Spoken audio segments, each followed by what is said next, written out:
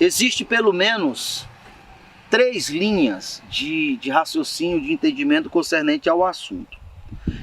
E se obviamente é 3, como só pode ter uma verdade, então 2 dessas linhas de raciocínio, obviamente, não será a verdade. Então o cuidado, a atenção que nós temos que ter não é que todas as vezes que nós creiamos em algo que não é verdadeiro, naquilo não tem vida, porque Jesus é o fundamento da verdade. Conhecereis a verdade e a verdade vos libertará. Como, por exemplo, as 2 testemunhas, se fosse Enoque e Elias, teríamos que admitir que há reencarnação, porque ambos já viveram muitos anos antes. Então, mesmo as pessoas dizendo, mas eles não morreram. Mas, de qualquer maneira, eu tenho certeza que o corpo dele não está aí perfeito por aí. O espírito nem dele, nem de ninguém morre, segundo a palavra. Não é? Então, se fosse para ressuscitar esses 2 homens, a doutrina da reencarnação, que a Bíblia diz que é para nós não seguirmos, porque o homem é dado a morrer uma única vez, então estaria ferindo esse fundamento. A outra linha que não é Enoque, mas sim Elias e Moisés. Vamos ler aqui em Malaquias sobre o outro nome Elias, que ele virá nos últimos dias. A palavra promete que Elias viria ou virá para preparar o caminho da segunda vinda de Jesus, assim como João Batista preparou o caminho para a primeira vinda de Jesus. Olha o que está escrito aqui. Capítulo 3, a partir do verso 17. Eles serão para mim particular tesouro. Naquele dia que preparei, diz o Senhor dos Exércitos, poupá-lo-ei como um homem poupa o seu filho.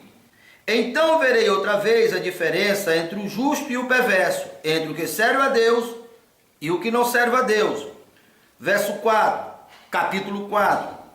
Pois eis que vem o dia que arde como fogo, todos os soberbos e todos os que cometem pecado e todos os que cometem perversidade serão como o restolho. O dia em que vem os abrasará, diz o Senhor dos Exércitos, de sorte que não lhe deixará nem raiz nem ramo dos perversos. Mas para vós outros, que temei o meu nome, nascerá o sol da justiça, trazendo salvação nas suas asas. Pisarei o perverso, porque o farão cinza debaixo dos seus pés. Naquele dia em que preparei, diz o Senhor dos Exércitos, lembrai-vos da lei de Moisés, o meu servo, o qual lhe prescrevi em Horebe, a saber, o estatuto e o juízo. Porque aquilo que eu falei está na lei de Moisés.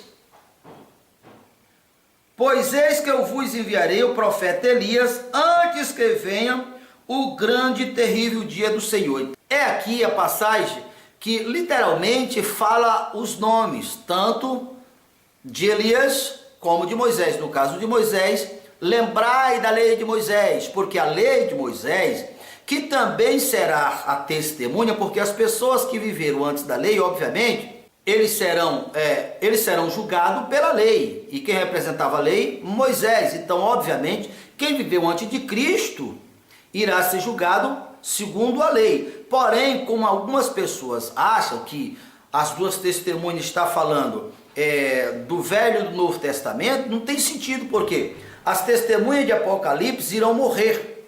Então, obviamente, a letra por si só não tem vida, mas com certeza as pessoas que viveram antes de Jesus irão ser julgadas pela lei, representado. E quem representa a lei é Moisés, e quem representa os profetas é Elias. Então, as 2 testemunhas, você vai entender esse linguajar das 2 testemunhas. Agora, literalmente, eu tenho certeza que não é Elias, que não é Moisés, porque a Bíblia diz que o homem só pode morrer uma única vez. E Elias e Moisés já morreram, então não tem sentido, já que as testemunhas irão morrer. Aí você pode dizer assim, pastor, mas Elias e Moisés não morreram, por isso que eles irão ressuscitar para ser 2 testemunhas. Veja bem, assim como o espírito de Elias e o espírito de Moisés não morreram, Lázaro não morreu, nem mesmo o rico morreu. Vê que ele estava falando, Abraão não morreu. Porém, no que se trata dos corpos biológicos, as testemunhas são corpos biológicos, não pode ser Elias e Moisés, porque se fosse assim, teríamos que admitir que a doutrina da reencarnação está correta, e a doutrina da reencarnação é combatida em toda a Bíblia, então não tem sentido. Porém, claramente, os ministérios de Elias e Moisés serão aqueles ministérios de base, porque as duas testemunhas do final de todas as coisas irá encontrar uma época muito similar, porém com uma intensidade maior. E o poder delegado às testemunhas também serão até maiores do que no tempo de Elias e no tempo de Moisés. O Senhor Jesus reuniu os discípulos e quando eles se reuniram, Jesus começou a perguntar: quem dizem por aí que eu sou? Um dizia: olha, dizem que tu é Jeremias, que tu é um dos profetas. E no que se diz respeito a Pedro: e tu, Pedro, quem dizes que eu sou? Olha a resposta de Pedro: tu és o Cristo, o Filho de Deus. Foi ali que Jesus disse assim: Pedro, não foi carne nem sangue que te revelou, mas o Pai que está no céu. Por que Jesus fez essa pergunta? Essa pergunta tem tudo a ver com o assunto que nós estávamos falando, porque assim como hoje as pessoas acreditam que Deus irá mandar o profeta Elias e até Enoque, naquela época já tinha, por isso Jesus fez essa pergunta. Para quê? Para que Jesus pudesse tirar essa doutrina da cabeça do discípulo. Então um disse: olha, tu é Jeremias, outro tu é um dos profetas, e Pedro disse: tu és o Cristo, o Filho de Deus. Aí, olha só, Pedro, não foi carne nem sangue que te revelou, por isso eu te digo, tu és Pedro, e sobre essa pedra edificarei a minha igreja, e as portas do inferno não prevalecerá contra ti. E foi ali que Jesus disse: Pedro, eu te darei a chave do reino do céu. O que ligar na terra será ligado no céu. Indo Jesus para o lado de Cesaré de Filipe, perguntou ao seu discípulo: quem diz o povo ser filho do homem? E eles responderam: um dizia que tu és João Batista, outro que tu és Elias, outro que tu és Jeremias, e alguns dos profetas. Mas vós, continuou Jesus, quem dizeis que eu sou? Respondeu Simão. Disse: tu és o Cristo, o Filho do Deus vivo. Então Jesus lhe afirmou: bem-aventurado és tu, Simão Barjona, porque não foi carne nem sangue que te revelou, mas o meu Pai que está no céu. Também eu te digo que tu és Pedro, e sobre essa pedra edificarei a minha igreja, e as portas do inferno não prevalecem contra ela. Dar-te-ei a chave do reino do céu. O que ligar na terra será sido ligado no céu, o que desligar na terra também é desligado no céu. Em cima da revelação, por Pedro saber que quem estava ali era o Filho de Deus. Você vê que esse assunto não termina por aqui. Depois desse acontecimento é que está também na ocasião que Jesus se transfigurou. Nós estamos aqui terminando o verso 16, agora vamos ver o capítulo 17 de Mateus. Olha só: 6 dias depois tomou Jesus consigo. 6 dias depois de quê? Dessa conversa que ele tinha tido com os discípulos.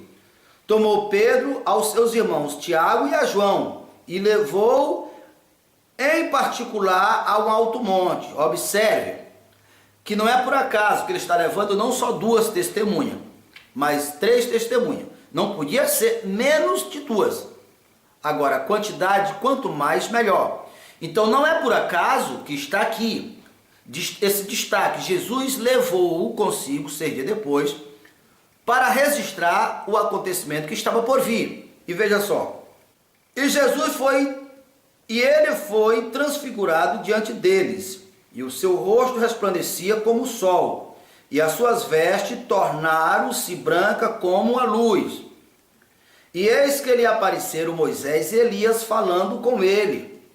Moisés e Elias apareceram aqui, primeiramente, porque até Jesus eles tinham representado a lei e os profetas. E para o ministério de Jesus entrar pela porta, ser legal, obviamente teria que ter o respaldo da lei e dos profetas. E quem representava a lei e os profetas? Elias e Moisés. Moisés e Elias. Então a Bíblia diz que o ministério de Jesus foi confirmado pelo testemunho da lei e dos profetas. Já no nosso, nós temos que ser apoiado nos fundamentos dos profetas e dos apóstolos. Então vamos lá, a continuação. E eis que lhe apareceram Moisés e Elias falando com ele. Então disse Pedro,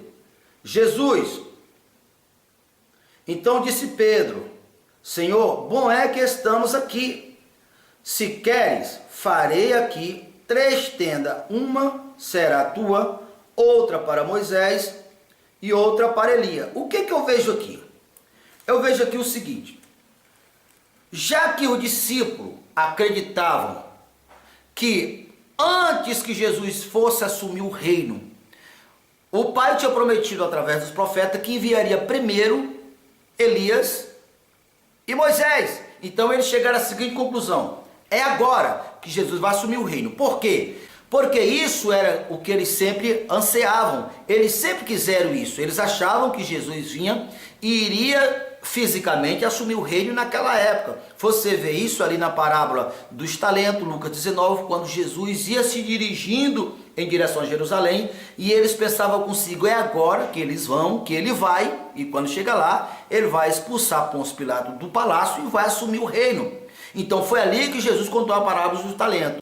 Um certo homem nobre deixou a sua casa, o seu reino, e foi para um reino distante com o propósito de tomar o reino e voltar depois. Então foi ali que ele contou a parábola dos talentos, mostrando assim a delegação de autoridade que Jesus estava prestes a fazer para passar para os apóstolos. Se você for ler também, ali quando Jesus multiplicou os pães, eles quiseram também pegar Jesus e colocar a força até para ser eles reis.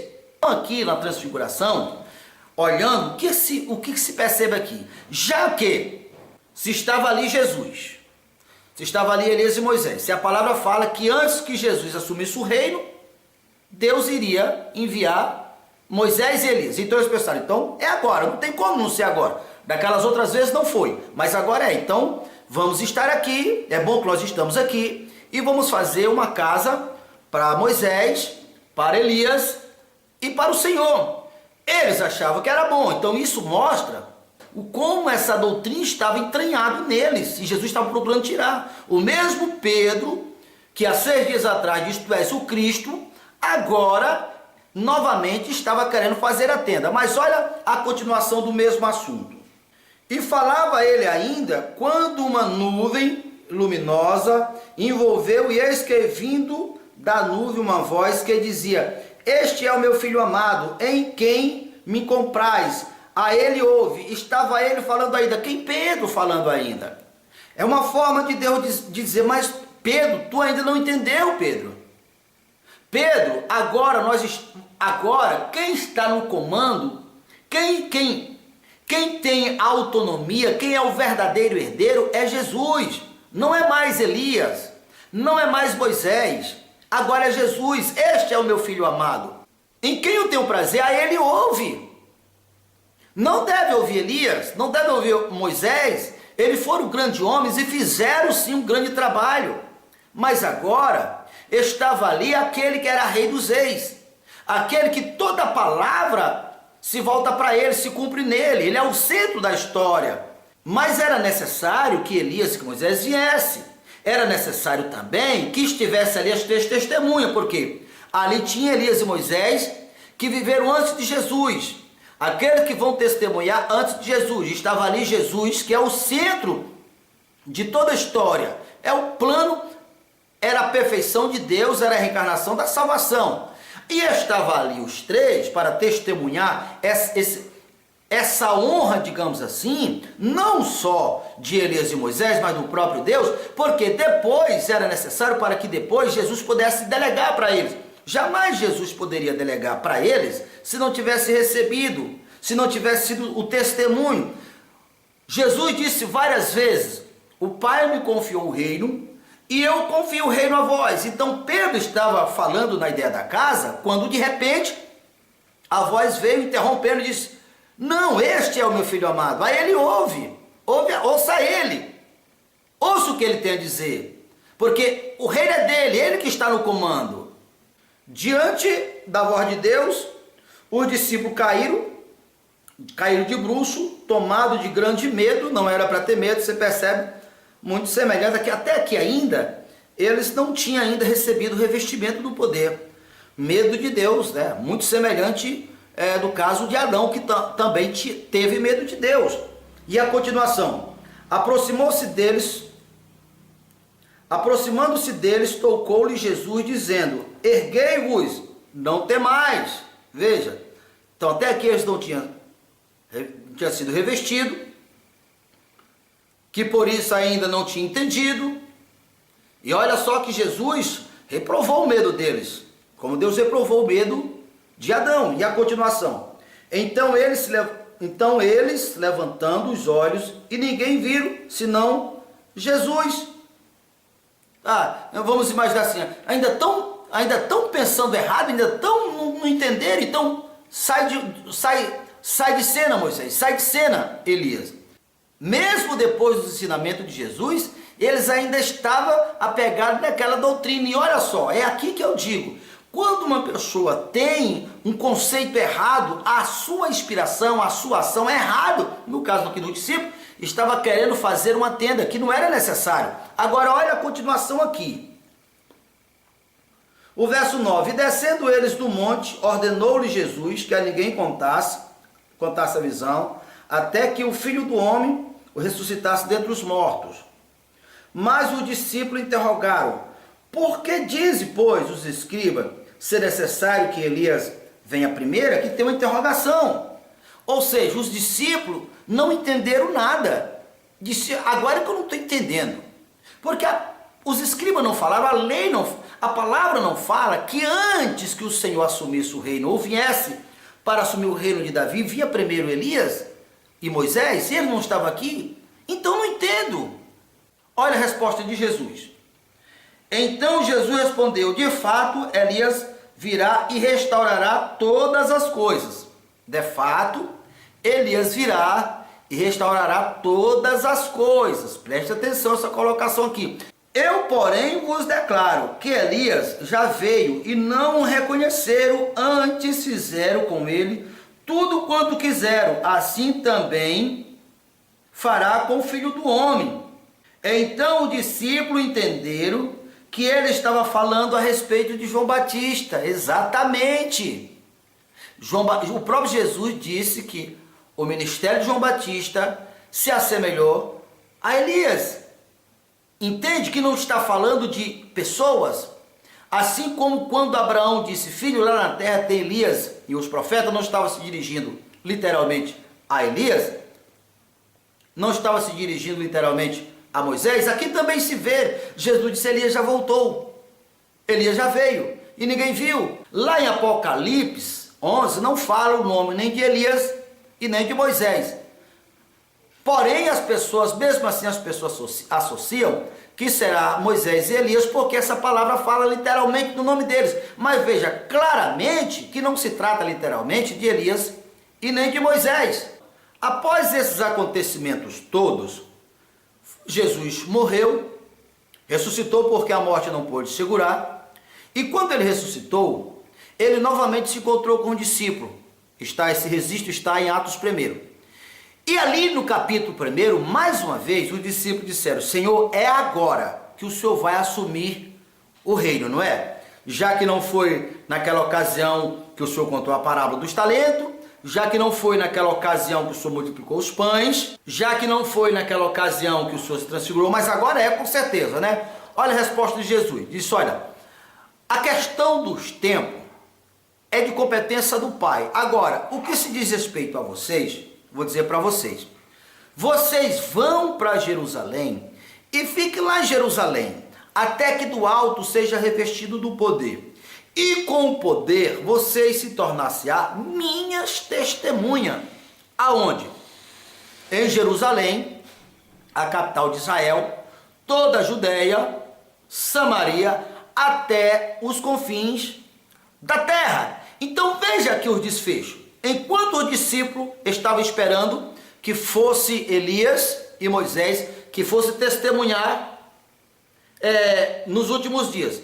Enquanto eles achavam que Jesus iria, com o corpo glorificado, assumir o reino. Olha o que Jesus disse. Não, agora eu vou dizer para vocês.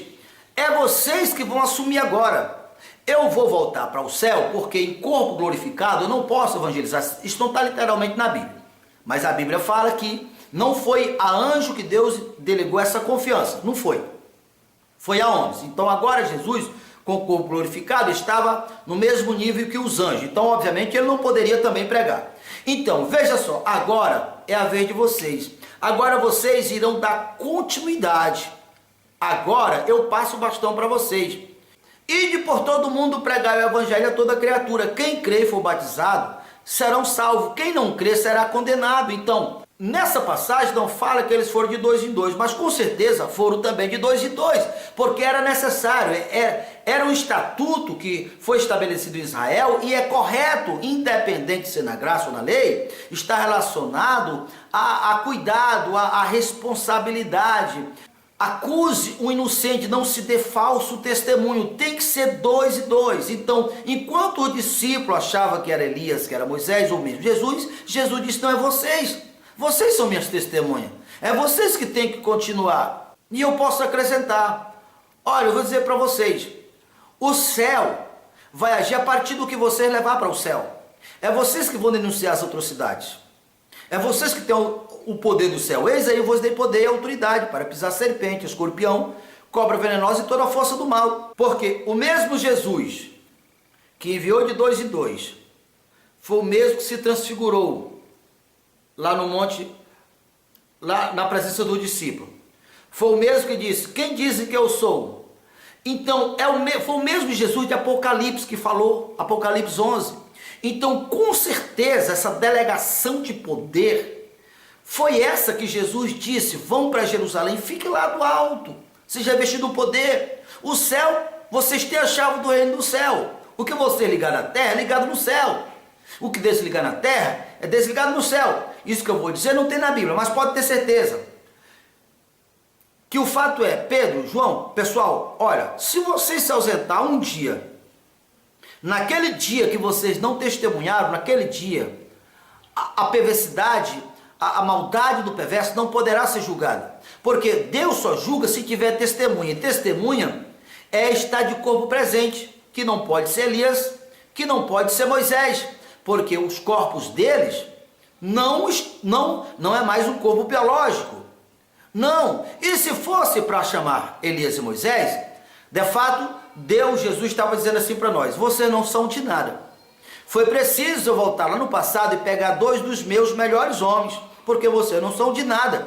Seria isso que Deus estava falando para nós. Mas não é assim que vai acontecer. Não. Deus, você vê ali, logo depois, em Apocalipse 16, ali no derramar das taças, que nada mais é do que as mesmas testemunhas, que ali estão na figura de anjos. Anjo, testemunha, está falando da mesma pessoa, do mesmo grupo de pessoas. Quando Jesus começou o Apocalipse, começou dizendo assim: João, escreve essas coisas, essas cartas ao anjo da igreja, aos 7 anjos espalhados nas 7 igrejas lá da Ásia, que não é apenas 7 anjos, que não é apenas 7 igrejas, mas contado, mas essas 7 igrejas estão representando todos ali como os 7 anjos. Então você vê lá em Apocalipse 16 que na medida que eles abriam os selos, as pragas começavam a cair,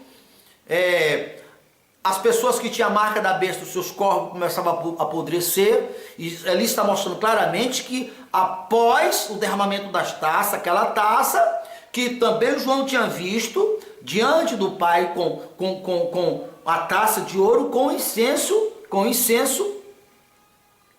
cheia de incenso. A taça cheia de incenso nada mais é do que as orações dos anjos, as orações do povo de Deus, as orações dos santos.